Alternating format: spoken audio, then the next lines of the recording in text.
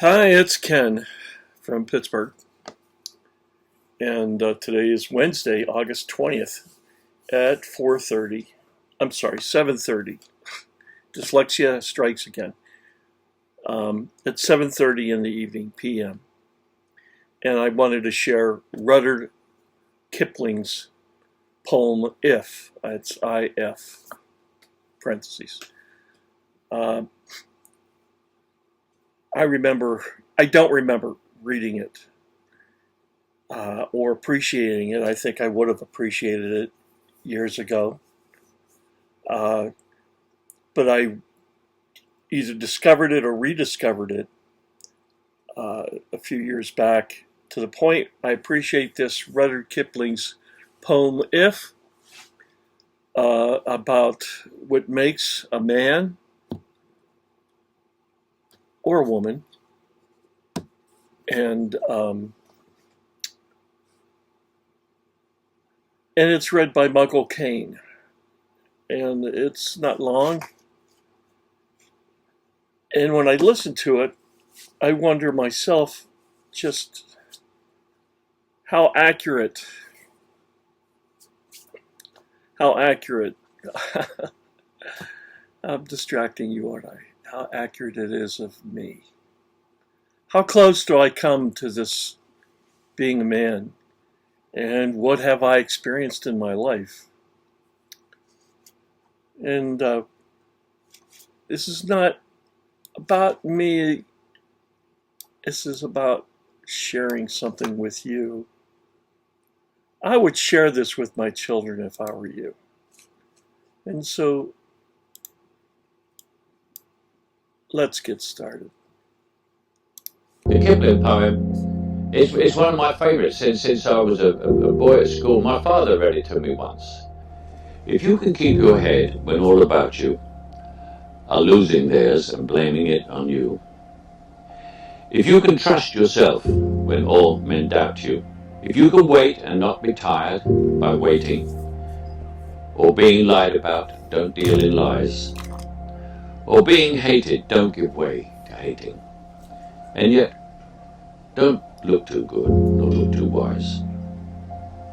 If you can dream and not make dreams your master, if you can hear the truth you've spoken twisted by knaves, or watch the things you gave your life for broken, and stoop and build them up with worn out tools, if you can make one heap of all your winnings and risk it on one turn of pitch and toss, and lose and start again at the beginning, and never breathe a word about your loss, if you can talk with crowds and keep your virtue, or walk with kings nor lose the common touch, if neither foes nor loving friends can hurt you, if all men count with you, but not too much, yours is the earth and everything that's in it, and which is more, you'll be a man, my son. The Kipling poem. Wow. Seriously, folks, that is just wow. A lot of as a Christian evangelist, and I'm very forward. I've learned not to be shy with people and preach the gospel of Christ, make friends and influence people, but for Christ, not for my money or any money or my gain, but for the gain of the kingdom. And if you do that and you are a Christian that makes waves and disrupts our enemy, the enemy, you'll have hatred. You'll have knaves twist what you say. You'll be mocked and things like that. And fine, it it it's been a growing process for me. I wonder how many people believe this has happened to them, and to what extent that would read this and feel that they're being spoken to and that they have been mistreated and misrepresented and laughed at, in fact, as this poem suggests. And yet, in the big scheme of things and other people, they've suffered very little, and they've got a persecution complex. And on the other end of the scale, people who have really had the gamut run on them have been dragged across the cheese grater of life many times quietly and have experienced this. So I'm sure there's both kinds and all in between those two extremes types of people. So I have another one I want to share, but we're going to end this for right now. Come to Christ, ask Him to save you. Be afraid of hell. Be afraid enough to ask Him to save you from hell. Of course, you don't like sin. Oh, we all like to do sin, our own particular besetting sin. But if I could give all sin up, I would, and probably so would you. It just scratches an itch.